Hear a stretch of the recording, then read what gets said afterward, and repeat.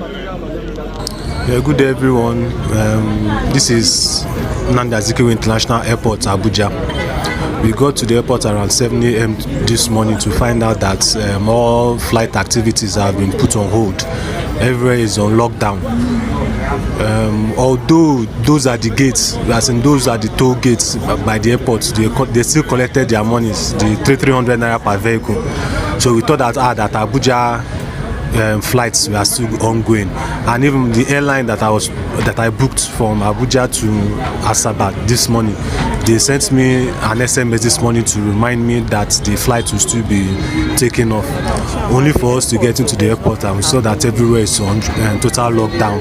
So NLC strike is in full effect here in Abuja International Airport. So many people are still hoping that with time that they might